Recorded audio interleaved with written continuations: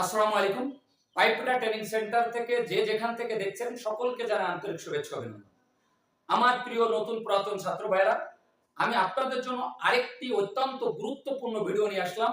সেটি হচ্ছে কি, ড্রয়িং থেকে কিভাবে কাট পিস বা কাট লেন্থ আপনি বের করবেন। অত্যন্ত গুরুত্বপূর্ণ একটি ভিডিও, খুব সংক্ষেপে চলুন আমরা দেখি কিভাবে বের করতে হয়। আমি এর আগের ভিডিওতে দিয়েছিলাম কাট পিস কি। কাট পিস হচ্ছে একটা স্পুলের মধ্যে যতটুকু পাইপ লাগবে এতটুকু হচ্ছে কাট পিস, আর এটা ছিল হলো কাট পিসের একটা চিহ্ন। কাট লেন্থটা বের করার সহজ পদ্ধতি, সহজ ফর্মুলা দেখুন। এখানে একটা ফ্লাঞ্জ আছে, এখানে একটা রেডিউসার আছে। তো এই মাঝে আবার কতটুকু পাইপ লাগবে, এই ফ্লাঞ্জের এই মাথা থেকে এই রেডিউসারের এই মাথা পর্যন্ত দেয়া আছে আমার 1000 mm। তাহলে মাঝখানে আমার এই কাট লেন্থটা, কাট পিসটা কত? তাহলে আমাকে কি করতে হবে, আমার এই কাট পিস বের করতে হলে এই রেডিউসারটা কতটুকু আছে আমার দেখতে হবে। তাই রেডিউসার আমরা एग्जांपल 200 দিয়ে রাখছি, প্লাস 150 mm দিয়ে রাখছি। তাহলে আমাকে এই 150 এবং 200 প্লাস করতে হবে। 150 আর 200 প্লাস করলে হবে 350। 350 থেকে 1000 মাইনাস করলে আমার থাকবে কত? 650। তার মানে এইখানকার এই লেন্থটা হবে 650 mm। এটা আমাদের একটা কাট পিস বা একটা কাট লেন্থ আমরা বের করে ফেললাম। আচ্ছা, এবার আমরা এই পাশে আসি।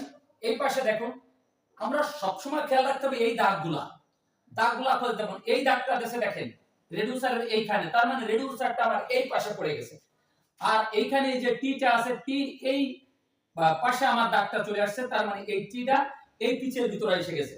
তাহলে আমার এখানে কাট পিস আমার কতটুকু আছে? তাই এর ভিতরে আমার কি আছে? একটা পাইপ আছে আর একটা টি আছে। তাহলে টির মান দেয়া আছে 200। যদি 200 দেয়া থাকে তাহলে আমার এখানে টোটাল টি সহ আমাকে দেখানো হয়েছে কত? 500। তাহলে আছে 200। তাহলে এই 500 কে 200 মাইনাস করলে আমার এই কাট পিসটা হবে কত? 300 mm। এবার আসুন, আমাদের এখানে আছে কি, এখানে একটা এলবো আছে আর পাইপ আছে। তাহলে আমার এই এলবো এবং পাইপে দিয়ে যে স্পুলটা আছে, আমি এর শর্ট পিসটা কিভাবে বের করব? তাহলে আমার এখানে কত ডিগ্রি এলবো আছে? 90 ডিগ্রি এলবো আছে। 6 ইঞ্চি একটা এলবো আছে। তো 6 ইঞ্চির এলবো সেন্টার হচ্ছে কি 229। তাহলে আমি 600 থেকে 229 আমি কি করতে হবে? মাইনাস করতে হবে। তাহলে আমার কত? 371। অর্থাৎ এই পাইপটার যে শর্ট পিস বা কাট লেন্থ হবে, এটা হবে হচ্ছে কত?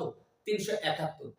তার মানে আমরা সবসময় এই দাগগুলো খেয়াল করব, দাগগুলো ও কম্পোনেন্টের কোন জায়গা, অর্থাৎ এলবোটি রেডিউসার কোথায় যে দাগগুলো আছে।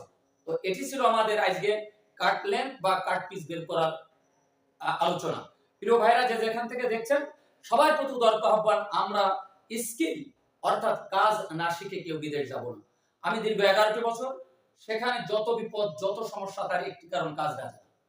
আমার এই প্রতিষ্ঠানে বাংলাদেশের বিভিন্ন প্রান্ত থেকে এসে অনেকে কাজ শিখতেছে। তাই আসুন, কাজ শিখুন, আপনার সুন্দর ভবিষ্যৎ গড়ুন। আসসালামু আলাইকুম ওয়া রাহমাতুল্লাহি।